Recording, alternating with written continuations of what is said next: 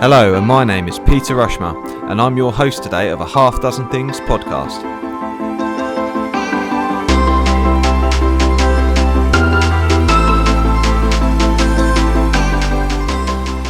A Half Dozen Things is a podcast for business owners and professionals just like you.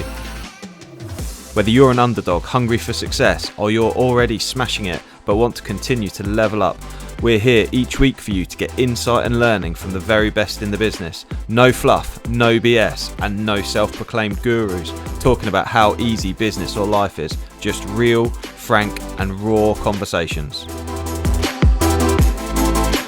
Good morning, Katy. How are you today? Morning. I'm full of beans this weekend, Pete. Full of beans. Oh, that's awesome. I'm feeling pretty cool. I'm feeling pretty good too. It's 9:30 on a Saturday morning, and I can hear the kids having breakfast. So I'm a little bit worried we may get interrupted, but let's just go for it anyway. No problem at all. We'll just roll with it. Yeah. So welcome to a Half Dozen Things podcast. How have you found? Have you had a little listen yet so far? Oh, I certainly have, yeah. In fact, actually, just yesterday, I was having a listen to one that you recorded with Bev. So I think she was the first woman that you had on. So I was pleased that you were, shaking it up a little bit with the diversity. Absolutely, yeah. Got to hit the diversity quota, right? Yeah, cool. Yeah, that's obviously everyone's here on their merits, and your list. I've just told the listeners about your list of genuine credibility in the field that we're going to be discussing. So really, really excited to have someone of your caliber on the podcast. I'm really, really pleased to have you here. We're going to be talking today. We're going to be shaking up a little bit of a special because we've got yourself as such an L&D specialist. And for those that are less in the know, L&D means learning and development. So 6 vital things to ensure your people are operating to their highest potential, which I think is going to be absolutely fantastic, especially that this is going to give such a development opportunity to a lot of my listeners. So we're going to be talking about clarity and guidance, support, development, playing to strengths, and then trust, and finishing off with trust, which I think is going to be really, really great. So should we kick it off then with clarity? Tell me a little bit why clarity is so important and one of your 6 vital things, Katy. Okay. Actually, it's not just one of the 6 things. I think actually, although they're all important and they're all quite interlinked, without clarity, you are missing such an amazing opportunity, and actually you're probably doing real harm to your business. So clarity for me is about giving people a sense of direction about where your business is going and what it is that you're doing. It's about helping people to understand how their team works and what their team is aiming towards. And it's also about helping people to understand what their role is there to do. And their areas of responsibility and what you expect of them. And is that your dog in the background? Yeah, I'm just going to mute myself and I'll unmute myself in a moment. Oh, it's no problem at all. Without clarity, people could be absolutely storming it. They could be living to their full potential, but potential for what?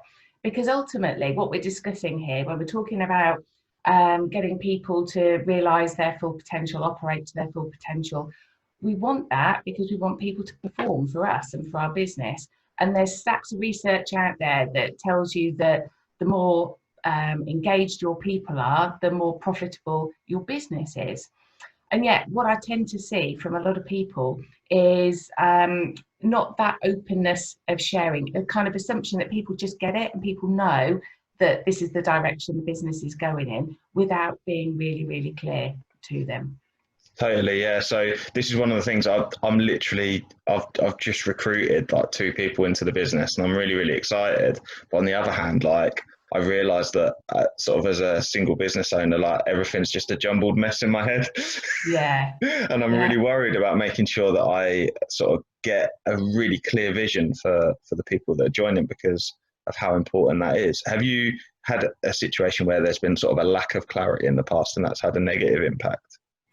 I have personally, definitely, where I felt like I've been fumbling around with a blindfold on and my hands tied behind my back because I know that I can do a great job myself, but if I don't know the context and I don't know the bigger picture, it's really hard to do some basic stuff like make good decisions about where to prioritise my time or make great decisions about what I can push forward or to be innovative or creative or really add value to the business. And I remember one time when I had no oversight of the budget, for example, And I was asked to help the business to make some key decisions on what development that they should go for, and what support to put in place. But I had no oversight of the budget whatsoever, and trying to make a decision about what budgetary spend I could put into place without knowing the details is just super frustrating. And there's been any number of times when I've been in a role and I've thought, okay, so I've got what my job is and I've broadly got what my team is doing. I don't know what that team does over there. And then you actually talk to that team over there and you find out that you're all doing the same thing, but nobody's made a connection.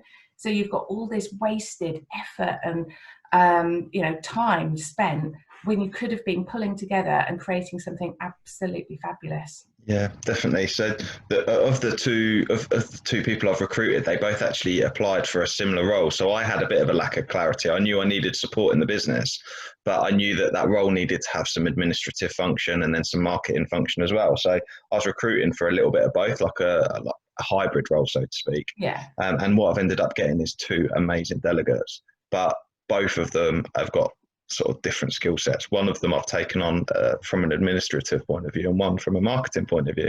However, because they've both applied for the same role, I need to make sure that I'm so clear on exactly whose roles and responsibilities are whose. And then the other challenge I had was around the marketing was I need to make sure I've got a budget as well, because how's that marketing person going to know what they can do if they don't know what the budget is? Exactly. And that is exactly what I was talking about there, Pete.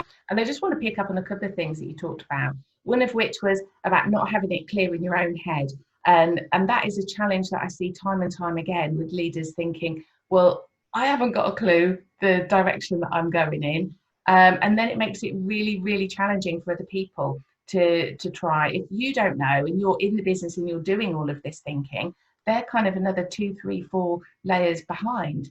So what I suggest to people is just even still get together and share what little you know, because you might be able to bounce ideas around with them and get some great insight from their perspective and their way of thinking. So as a leader, you don't have to be doing all of the thinking by yourself. You can use your team to help shape your thinking and shape your direction of travel as well. That's absolutely brilliant. So I didn't realise, but this podcast is very much going to turn into a coaching session, I reckon. I'm not intending to do that. The other thing, very timely, that you've just made me think about then is, when you're being clear, it's kind of being clear and sharing your views and opinions and everything else, but it's not about micromanaging. So it's not about going down into the detail to say, right, this is your job and this is what, every minute of the day looks like from 9 to 5 and everything else. So it's kind of giving boundaries and shape, and this is where we're heading, and these are the big targets that we have to hit. These are the big goals that I'm going after. Because when you give that amount of clarity, people have got it going on up here. Even if you're not hiring them to do that, people have got eyes and they've got ears, they've got views and opinions. And the more that you engage with them, actually, the more that they reach their own potential through having that opportunity. Definitely, yeah. And one of the things I've been doing is working through, it's almost similar to their contract and roles and responsibilities, but I've gone sort of a bit further than that. So I've started to think about what the outcomes are going to be. So rather than trying to make goals that are activity based, right, okay, so here are the roles and the responsibilities of what the role's going to be. But what I've done is set out like sort of 3 clear outcomes that I'd like for each of the roles. And then the conversation will be a bit different, because it'll be like, okay, so we understand what the activities are going to be, but these are the outcomes. And actually, how will you get to there? As long as obviously these are the boundaries to operate within, but as long as we get to these outcomes, this is what we're aiming to try and achieve, and hopefully that will give a level of clarity, because that's the goal, but also a level of empowerment as well. Absolutely, and that's really what we're aiming for, the clarity and the boundaries, because again, there's something for me about clarity of expectations, about contracting how you work together. So basically just agreeing how you work together, because they don't know you yet and you don't know them well enough yet. And I see this mistake time and time and time again, where people bring new people into their companies and they've not talked about how they want to work together and the expectations they have of each other. And you even just talking through that, saying, I'm going to talk about the outcomes, but how you get there, that's up to you. Yeah. that is, again, it's being clear on what you're expecting and clear on how you want to work together. And so many people, though you're making it sound really obvious, Pete, so many people forget that. Brilliant. Oh, thank you. I didn't think I was doing a good job, but hey, I feel good now, so that's great. Awesome. Right, so we'll move on to the next area, which is guidance. So obviously guidance, we've sort of touched on that a little bit, but explain a bit more about how guidance is so vital as well. Yeah, there were a number of different words that I could have used here, Pete, actually, to be fair. One of which is feedback, but I have a bit of a reaction when I hear the word feedback, so I've knocked that out of the park. And the other one is just talking, having a conversation. So what I'm really getting at is it's not enough just to be clear about where you want people to head. If you really want people to operate to their full potential, you need to help them understand what they're doing well, what they're not doing so well, and give them a bit of guidance along the way. Now, the typical issue and problem that I see is that the majority of people feel really, really uncomfortable giving that kind of guidance, especially if they're new managers, new leaders, new business owners. You know, there's a bit sometimes going on about, well, who am I to say this? Or I don't want to say this because if I go there, then they could have a reaction, I could upset them, I could lose my best employee. And people typically just don't know how to have that conversation. And I think the kind of danger point is in their mind, they build it up to be a difficult conversation or a challenging conversation. And I've kind of lost count over the years how many people have said to me, Katy, can you help me have a challenging conversation? The issue is, and I can see you kind of nodding to this, the issue is as soon as you frame it, as soon as you call it a difficult conversation, your brain starts going into threat mode and thinking, right, this is going to be super scary. And it primes you for a fight, really. And that's the worst thing that you can do.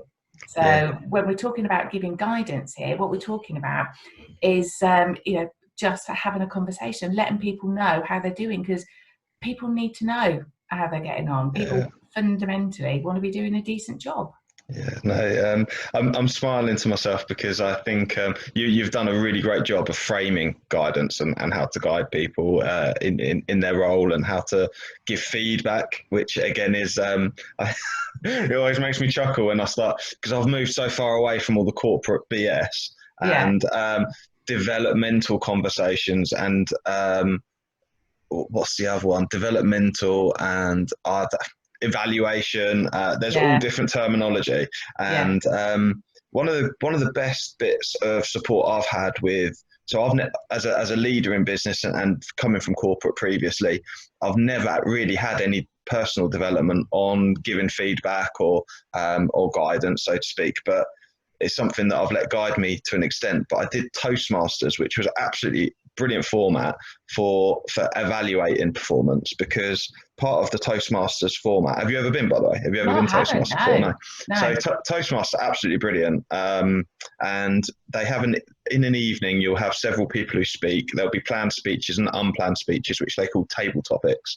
So someone will host the table topics, and it'll be on whatever they decide to be, normally something quite fun. One of the things I experienced was someone bought a load of chocolate bars, and the job was to say why their chocolate bar was the best. So it's like proper improv then, yeah? Yeah, it's really good fun. But half of the meeting is actually evaluation at the end, and even the evaluations get evaluated as well for how good quality they are. And you get so much development on being able to give and receive feedback, because that's such an important part of being able to speak clearly and speak concisely. Obviously, I didn't go for very long, as you can tell by how terrible I speak. Stop putting yourself down, Pete. But one of the things was like, one of the greatest, most clear bits of guidance I had from them was actually that make everything as personalized as possible. So, and not giving advice. So one of the great things was, rather than saying, you were very quiet, you would say, I really struggled to hear you.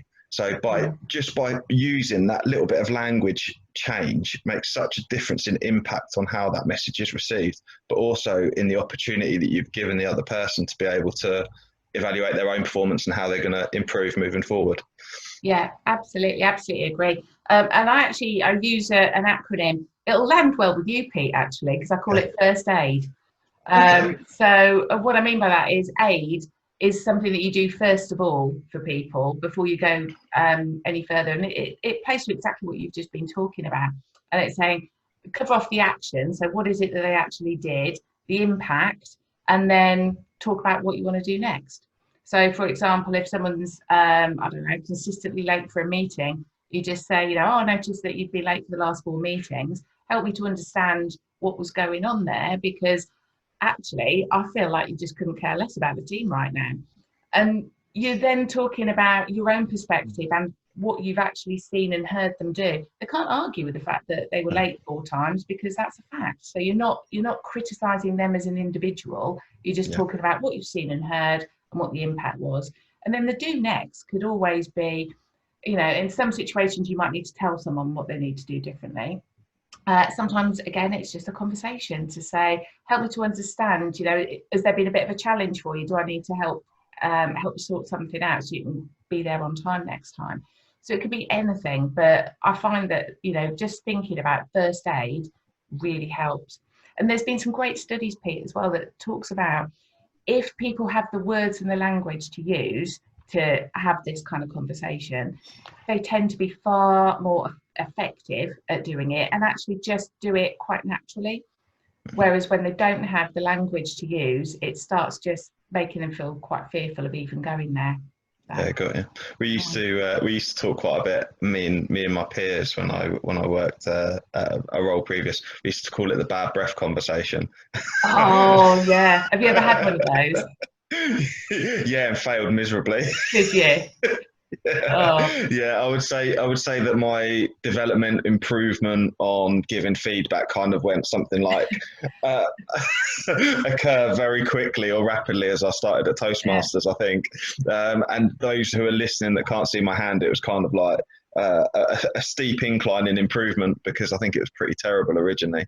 So what sort of guidance would you give to managers who do struggle with giving feedback? Well, actually, I was just thinking when you were talking about the bad breath example, there is a brilliant book, video, all sorts, by a woman called Kim Scott. Kim Scott used to be an exec for Google and Apple as well, I think, in Silicon Valley. So, she was working in a world where, soft and fluffy just doesn't cut the mustard at all. And so she needed to kind of help find a way to land great feedback in a way that works. And the way she describes it is kind of having a sort of combination of being prepared to ruffle a few feathers and giving a damn about people. And she uses an example about, if someone's fly is down, if you don't care about them and you're not prepared to ruffle a few feathers, what it looks like is just nudging other people and going, have you seen Fred's flies down over there? Yeah. Whereas if you kind of care about them and you're prepared to kind of go there, it's kind of, Fred, he flies down. And it's just, it's just a simple way. I mean, her book is packed full of absolutely brilliant tips and advice, but most of it is just care about them first, have enough of a relationship so that you've demonstrated over time that you care about them as a person, and then be prepared to call it out. Because if you don't call it out, it's far more damaging to your relationship and to that individual in the longer term. And I see it all the time. One of the things that I see most at the moment, actually, is people who apply for either jobs or sort of career moves or promotions or whatever, and they have a conversation with the manager, and the manager's kind of thinking, oh God, how do I tell them that there's no chance in hell that they're going to get this job? And all you have to do is just frame it a little bit differently and just say, well, you're not there yet. But here's 2 or 3 things that I really notice that you could do with improving, and just be really crystal clear. So rather than saying you need to improve your gravitas or impact, for example, it could be, do you know what, Pete? Last week when I saw you in the meeting, you had 3 opportunities to speak and you just didn't take them. What's going on, man? And you just have a bit of a conversation that brings it out in a way that says, I'm not trying to hurt you. I'm not trying to do any damage here. I want the best for you. Let's work on that together. So that's my recommendation, really. Be prepared to ruffle feathers and give a damn about people. Love it. Yeah, love that. Absolutely love that. I think as well, we'll come on to it as the final point around trust as well, but it's building that culture of trust as well, isn't it? But I think it's definitely about having good quality, regular communication, isn't it? So you've created a safe environment for people to give decent feedback, I think.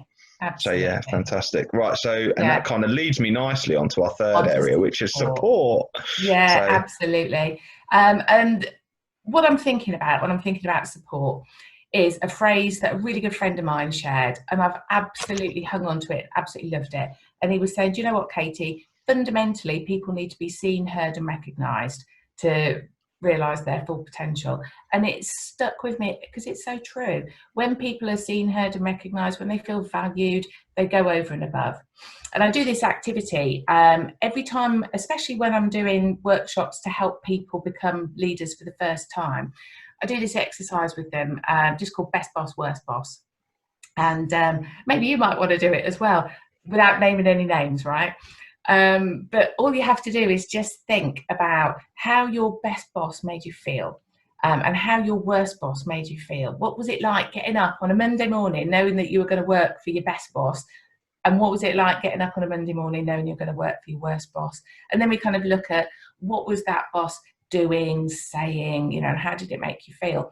And time again, what we come out with falls into two categories. One is support, which is this third thing, and the other one is challenge, which I'll come on to when we talk about development.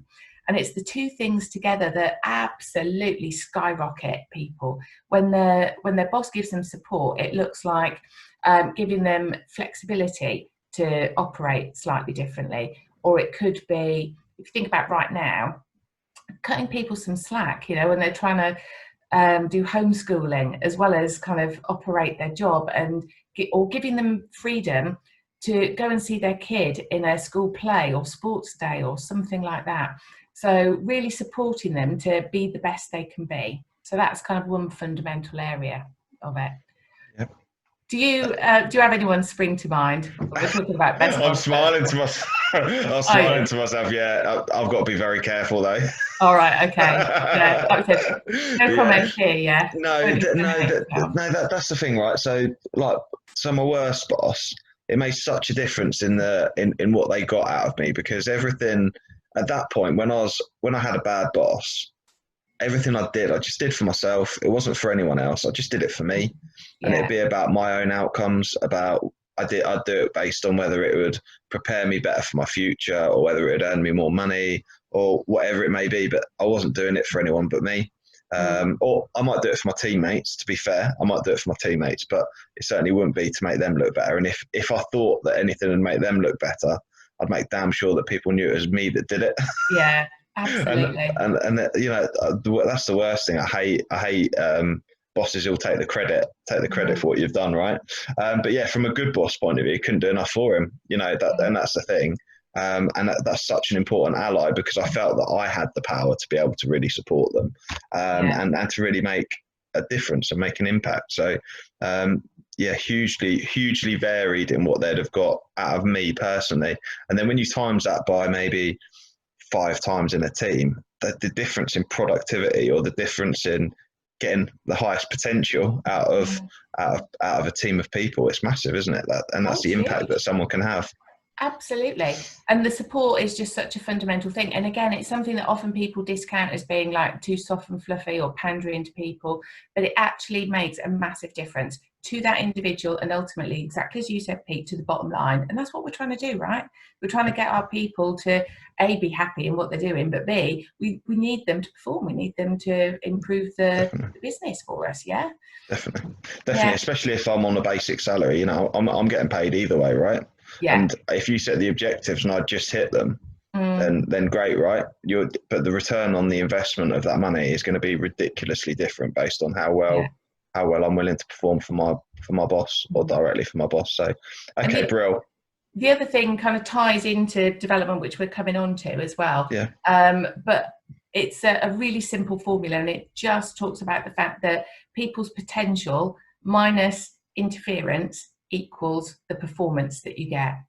So that's to say Like that, it. you know, everyone's got this amazing potential within them, but there's stuff going on for all of us. And sometimes it's, you know, that self-talk. And everyone Yeah, has self-talk. And if you're thinking, actually, I haven't got self-talk, that's your self-talk talking, right? yeah, But there's so much that gets in the way for us. It could be a fear of failure or a fear of not being good enough. When we're supportive with people and we yeah, help them to make progress, that absolutely gets rid of that interference, which means that people can perform better. definitely. And that creates real progress. It does, absolutely. Nicely done. I like it. Yeah. Okay, so development, so challenge. Talk to Yeah. me a bit about challenge and development then. Yeah. It's not enough to be supportive, Pete. And that's what people tell us time and time again when we go into Best Boss. It's not enough to be supportive. The people who've had real experience from a great boss said that, you know, it's the challenge that bosses have pushed them out of their comfort zone. You know, they've kind of wanted to come in, do a job, go home, but their boss has gone, actually, no, you're capable of so much more than that. Here's a big challenge for you. Here's a step up. And when you feel supported and you feel like your boss has got your back, you feel like you can do it and you can go an extra mile. And you think about, you know, in life, all of us learn the most through challenges that we face and through new experiences. And I was thinking, I was kind of reflecting on what challenges I've had. And, you know, the biggest one for me, I don't know if it's the same for you, Pete, parenthood. You know, you think you could go to as many NCT classes as you like, or as many kind of midwife run classes to prepare you, but nothing prepares you for the challenge like actually bringing your kids home and having to deal with it. And this is where the real magic happens in development. It's not the training courses and workshops. And I know I'm doing both of us a bit of a disservice here. That's not where the magic happens for people. The magic happens when they get a challenge and they rise to it and they get hands-on and they learn through kind of that practical experience. The development and like courses and information and everything else, that's the stuff that helps us get even better and kind of plugs the gaps and cements it and takes us from being decent to fantastic or whatever. But yeah. Do you know what? I totally agree with you. My personal development has pretty much mostly come from lived experience and from books I've read out of the classroom, and things that I've done to stretch myself, but particularly, like you say, parenthood as well. You know, I've had times where things have been quite nice and easily and tumbling along, and then there's been times when it's been ridiculously difficult and I've had to really sort of stretch myself to be able to develop. And I realized that, you know, I was actually just reflecting on it the other day with one of the situations. I need to be a bit careful what I say, but you know, I'd reflected and realized that if I try and push one of them to be more like me, and that's quite an instinctive thing, especially for men with sons, for example, that you'd push your child to be more like you because that's how you see things. Well, actually, the more you push them, the more you're going to push them away. So actually, it's much better to just embrace the way they are, and then support them in that to give them the confidence to be whoever they want to be, which is great as long as they stay within the boundaries, right? So and that has been a big development, and that's taken time. You know, that has taken time for me to be like that, and for me to be very reflective. And I think reflection and self-awareness are a massive part of development. Because, and it's something that I do quite a bit. And back in the day, back in my early 20s, I'd have probably called it navel gazing and just man up and crack on, right? But I think one of the challenges certainly that I've found personally, though, and something I would say if, you know, to people that are listening, is I've felt suffocated before in roles where I've been supported, but because the company's so keen to get a return on investment on any development that I've had, that they want to keep me in the role I'm in, whereas I'm ready for the next step. And I find that very demotivating. Have you come across that before? Yeah, absolutely. I see it. I work a lot in large corporate organisations, and I see it a lot when we talk about trying to get people to be set up for success for their own careers, and also so that we've got the right people in the right roles at the right time.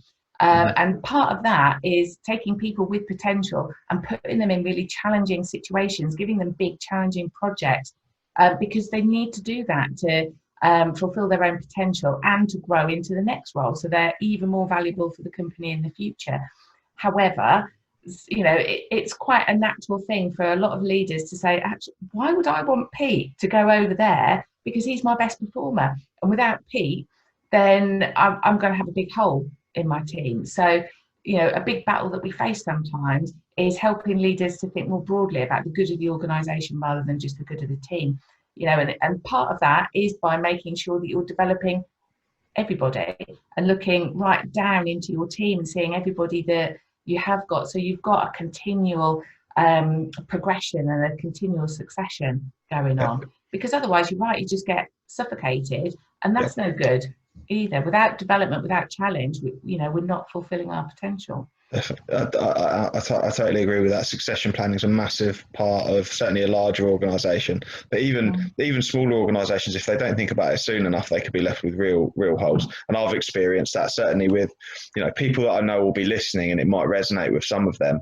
I've really certainly witnessed that, where a business has been built, you've got the business owner, and they've potentially had like a right-hand man who has come along with them and helped build that business. But actually they get to the point of retirement for that right-hand man, and actually it's a really painful, it's a really, really painful process. And I know I can certainly think of a couple of companies offhand who, they've scaled up to the size of 100 to 200 employees. The second in command, so to speak, behind the business owner has got to retirement age and has ended up having to come back 2 or 3 times over, because the person who they've brought in to replace them, the systems aren't in place. No one's got the level of understanding of the company that they've got.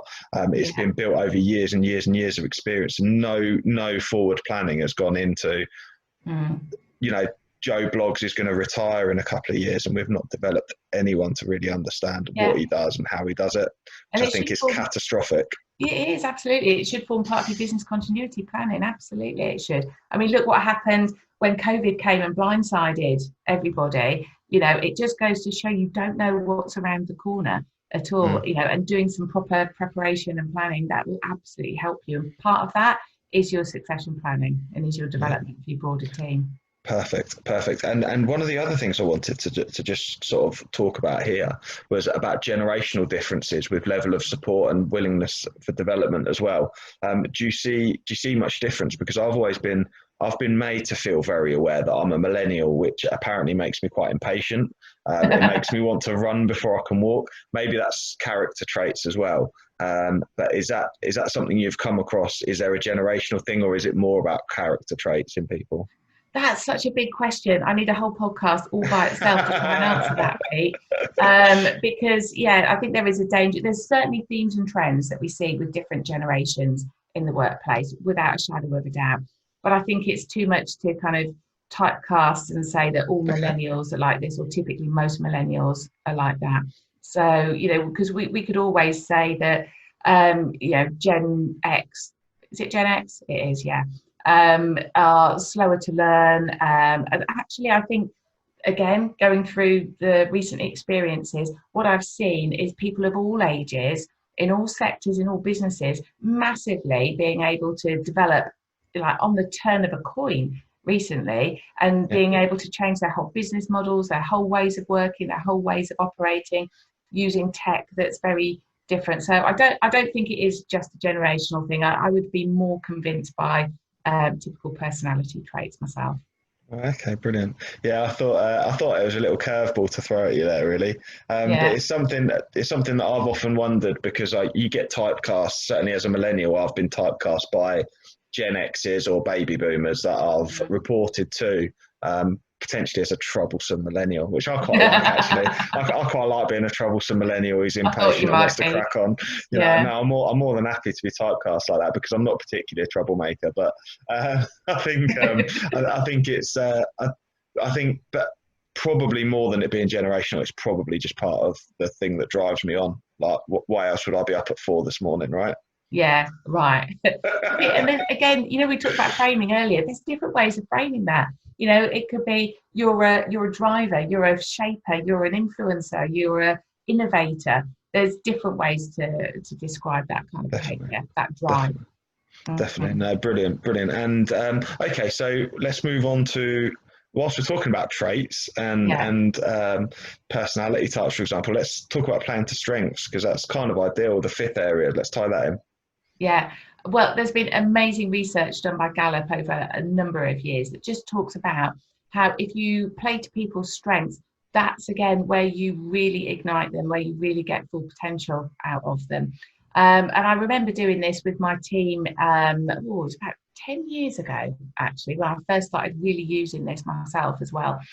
And it was with peers, so it wasn't led by a leader, it was with my peers and colleagues. And I was sitting there thinking, I'm really struggling with some of the work that I've got on my plate right now. I don't like it, I don't enjoy it, it's not motivating me, but I know I have to do it because it's part of my job. And we talked about what that was, and it was budgets and spreadsheets and data and analytical stuff.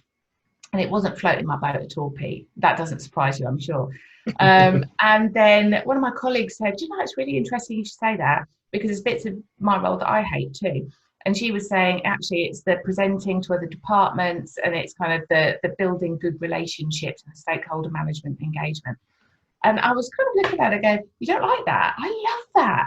And she said exactly the same to me about, well, the spreadsheet stuff. I'm in my element when I'm sitting there doing the spreadsheets. And it sounds ridiculous now, but we'd never had that conversation before. And that night, there was something on BBC News about working to strengths, and I started investigating it a little bit more. And the next day, if I went into the team, I said, right, so we've got our job descriptions, we know what our roles and responsibilities are. How about if we rip those up? How about if I take on more presenting, you take on more of the analysis, and let's see where that takes us. And it was brilliant, because I loved my role, she loved her role. I then thought, let's take my strengths and develop them into super strengths. She did likewise. And we went, say if you would rate us both as 8 out of 10 in those areas of our roles, we went from 8 out of 10 to 10 out of 10, smashing it out the park. And it didn't even feel like we were like using much extra energy or effort or anything. It ignited us, it inspired us, and we were passionate and we delivered, and brilliant. So I really got into it. I read a book called Strengths Finder. And in there's kind of 34 different strengths that you could work through. You can take a questionnaire and identify your own strengths. But I started to use that with teams as well, so that perhaps when they started working on ad hoc projects, rather than just picking out Pete and Bob and Lou over there, they suddenly instead went for, well, actually, who's got strengths in this area? Who's going to really shine at doing this? And that's how they started building project teams, and had amazing impact as well. Yeah, I think that's absolutely fantastic. And actually, I don't think anyone else has mentioned that so far on the podcast either, but how important that is, because I know personally from being typecast into a role based on previous experience, how very tiring it is when actually you're not playing to your strengths. It's so much more effort. So much more effort to try and, squeeze yourself into that, you're a round peg trying to get into a square role. It's just an absolute nightmare. Absolutely. Whereas, it's so much easier, obviously, when you play to your strengths, know what your strengths are. Obviously, it's great to develop weaknesses, isn't it? But at the same time, I think I put this into knowing myself as a business owner as well. I think one of the challenges is, and it's great to play to strengths, 100%. I totally agree with that. And actually, we should do way more of that. As a business owner, when you are on your own and have to be all things to all people, it's a bit of a challenge, because if you do play to your strengths too much, what you end up doing is overdeveloping certain areas of your business. And I'm really guilty of that. And that really resonated with me as you were just talking, because there's certain elements that I enjoy and are therefore very overdeveloped. And probably if I'd focused more on where I'm weaker, maybe I'd have a better business, maybe I wouldn't, who knows. But at the same time, so it's so important to be conscious of those. And I guess it's different when you're a business owner, because you kind of have to be a jack of all trades. So we need to think about that slightly different. Actually, Pete, because I don't think you always do, because there's always options. So what I'm not saying is ignore the weaknesses and just let them go away. Just saying find a strategy to manage it.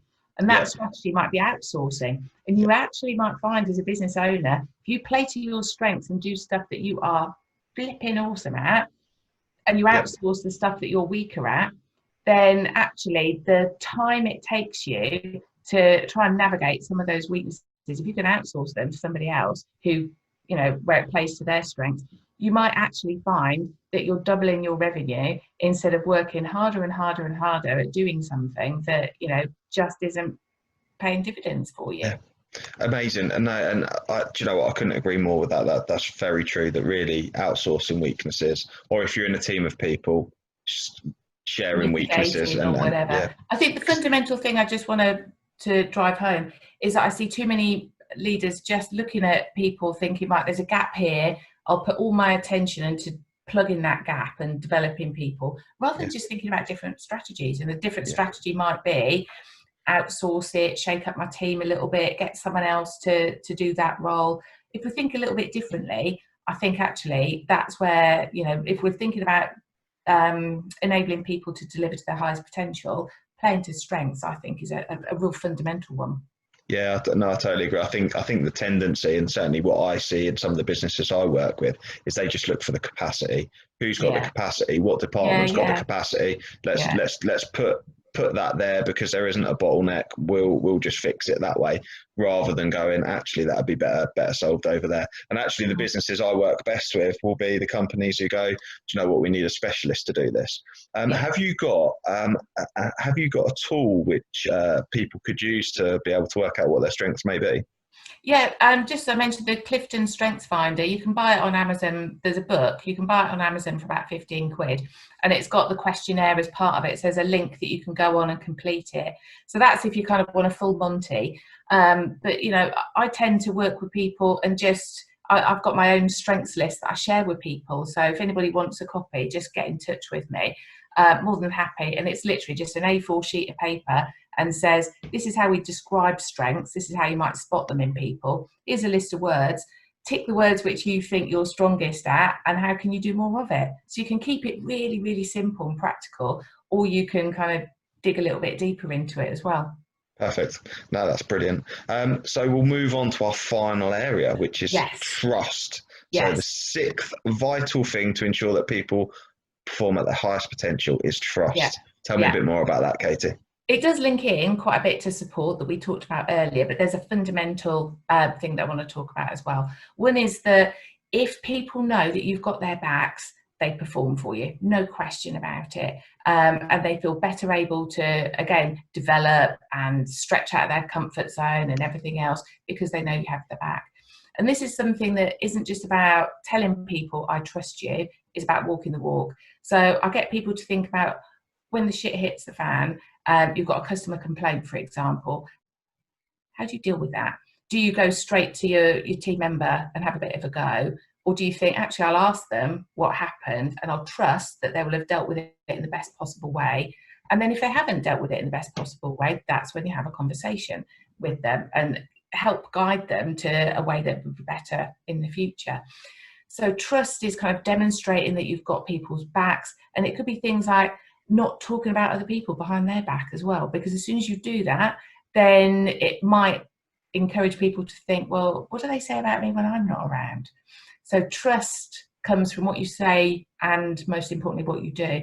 And I just wanted to share some research that Google did, really quite interesting. I was so interested in this. It was about 3 or 4 years ago, and they undertook a project that they called Project Aristotle, and it was all about understanding what was it that made their best performing teams best performing. And it was all around, they kind of looked at all different permutations of teams. Is it when you've got a load of experts together? Is it when you've got people who are friends and socialise outside of work? And actually the golden thread that ran between all of them was that there was psychological safety in that team. So they trusted each other, they listened to each other, they paid attention, they made space for everybody to have a contribution. And it's that level of trust, if you can work towards it, it just, again, it skyrockets people's potential. Absolutely. Yeah, so I've got a few interesting stories around trust. I love that you've put that last, and I think it's so important as well. And it's something that I always try and would build within my teams, but certainly in the way that I've been managed previously, you know, I've had some challenges. So a good example, a really good example was I had a situation where one of my team members we didn't know this. This was sort of the first warning. We had a parts department which probably stocked about £250,000 worth of parts at any point, up to about £500,000 worth, depending on how busy we were at any one time. And part of the stock take was that there was then a discrepancy, and a lot of people who are listening could probably familiarise themselves with this, and this would resonate. But there was a discrepancy of around £10,000, so significant discrepancy. And my line manager was a very on top of me, as in, why didn't I know that there was an issue there? And there was a real, there was a sense of, I felt very victimized by that. I felt, I felt quite demotivated as well, because certainly the last thing I would ever do would be to do anything that I shouldn't with £10,000 worth of parts. Anyway, so the actual overall manager, who's a senior role to him but actually oversees the regional parts situation, was very clear on the level of trust, and that there was, this is so easily happened, that this can so easily happen, and let's have a look at all the different things that could happen there. And those two conversations were so different. One of them left me reeling for days of, oh my God, how's this happened? Self-blame, totally demotivated, not working properly, to the realization that actually there was total trust from someone else who was like, I understand that this is an issue. Let's work together to see how we can resolve it and where the problem is within your team, which was actually the right route to take. But yeah, it's so prevalent, and that really hit home when you talked about that, me remembering that story. So I'm sure lots of people will resonate with that. Yeah, and there was a large organisation that I worked in, and we used an example of where stuff really went very, very wrong as an example of what we wanted our leaders to do across the whole of the business. So this one individual had made a mistake which resulted in a huge amount of media attention. I mean, it could have been really quite damaging for the company. But what they did is, the second that they realised they'd made this mistake, they flagged it. And again, the leaders at the time just sat down with them, and rather than it being a blame thing, it was like, right, these things happen. How can we work to overcome it? How can we work to turn things around really quickly? And it ended up with many different teams across the whole organisation coming together to fix it. And then what the company did, with the individual's permission, was use that as a story about, this is what we want to happen. People make mistakes, that's okay. People will get things wrong, that's okay. The crucial thing is that you trust them enough to know it's not done maliciously, it's not an issue. Let's work together, let's resolve it, let's get over it. And trust levels in that company skyrocketed afterwards, because it kind of felt safer. It felt okay to make mistakes. You know that people had your back. And that's what this is all about. It's about leaders having their teams back, not blaming, not judging, not criticising, even though it can be really tempting to do so sometimes. But knowing when you know that your manager has got your back, that's so powerful, it really is. Yeah, no, I totally agree with that. Have you felt that situation where you've been in somewhere that struggled previously? With trust? Yeah. Yeah, I've had both actually. I've had times when I felt incredibly trusted. So I worked with a team of trainers out in Paris actually for it was quite a few years ago, but 6 months, and we had no kind of direct manager overseeing us and everything, and we felt kind of empowered to do whatever we wanted to do, whatever we needed to do to get the job done. And we worked incredibly well, because most people are very responsible. They want to do their best, they want to go in and do a damn good job. So the trust, we were paid hundreds of times over, in terms that we went over and above, we worked loads of extra hours, and that was absolutely brilliant. And I've worked in other teams. I can remember, again, you have to be really careful, don't you? And I can remember where I just felt so micromanaged, and every single time I wanted to make any decision, I had to run it through my boss, and I'm thinking, I've done this job many years, not just for them, but for other people as well. And I've made much bigger decisions that have had a much bigger impact. And yet you want to kind of sign off every little piece of work that I do, every project, every slide, and it just becomes wearing. It becomes absolutely exhausting, where you start to question your own judgment, your own abilities.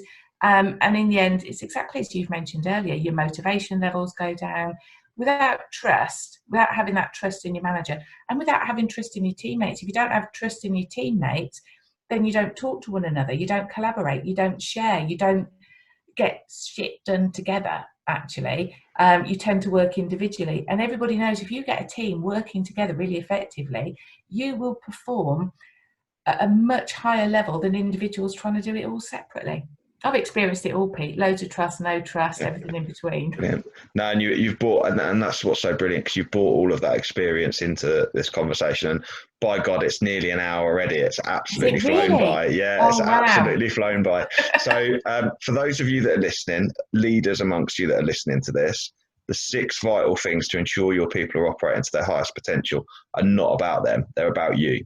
Clarity. Are you communicating clearly? Guidance, are you giving people the guidance they need and the support they need, which is the third one. Development, are you developing them? Are you challenging and stretching them? Are you playing to their strengths? Do you even know their strengths and weaknesses? And are you displaying that you trust them and letting them feel that you trust them as well? So yeah, fantastic support there, Katy. Absolutely brilliant. I've really, really enjoyed it. Tell my listeners a bit more about how they can find you, where they can follow you, and hear more great stuff about your insights from all your history in L&D. Lovely, thanks, Pete. So my business name is Real Progress, so you can find me at www.makerealprogress.co.uk. LinkedIn is where I tend to hang out most of all, so either follow me, Katy Walton, or I also have a business page there, Make Real Progress. So come and join me. I am always happy to have a conversation with people. I hope people can see and hear just how passionate I am about development, and what I'm most passionate about is that the development that you give to people actually translates into a workable difference, and it makes a fundamental difference to your bottom line. And that's what I'm passionate about. It's not the theory and everything else. It's actually helping people to make progress, to make a difference to the bottom line of your business. Brilliant. Yeah, absolutely. And I have absolutely no doubt of the impact you can make on people's bottom line. So if anyone wants to get hold of Katy, you can also get hold of me, and I'll be more than happy to pass you on. One final thing that I wanted to mention that Katy and I collaborate and give our time freely on currently is a network called HR Connect over coffee that we collaborate on with a couple of other really high level professionals in the HR sector,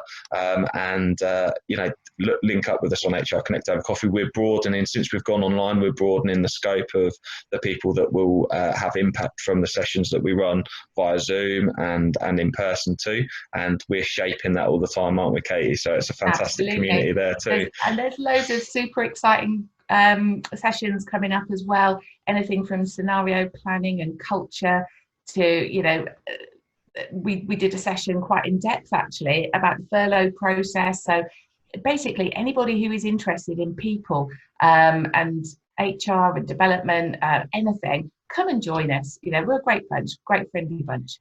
It's absolutely brilliant, and it's a really safe place for people to be able to communicate with us and ask questions as well. If they don't want to ask it open forum, they can always put it to us individually, and then we can ask it to the forum on their behalf as well. So there's plenty of opportunity there. Katy, thank you so much for joining me. You're so welcome. Thank you for having me, Pete. It's been absolutely amazing. I can't believe how quickly the time's gone. I know. And everyone who's listening, thanks for joining us. I hope you got as much value from it as I did. Certainly felt like a bit of coaching, and I know exactly what I'm going to do with my new team members, sit them down and talk around the 6 things with them. So I really appreciate it. Thank you so much, Katy. Thank you everyone for listening. Welcome. And we'll catch you all again next week. Thank you. Thank you so much for tuning in. We really appreciate your time. Please do follow me at Pete Rushmer on LinkedIn, or on Facebook, follow Flagship Training UK, and you can find us on YouTube too at Flagship UK.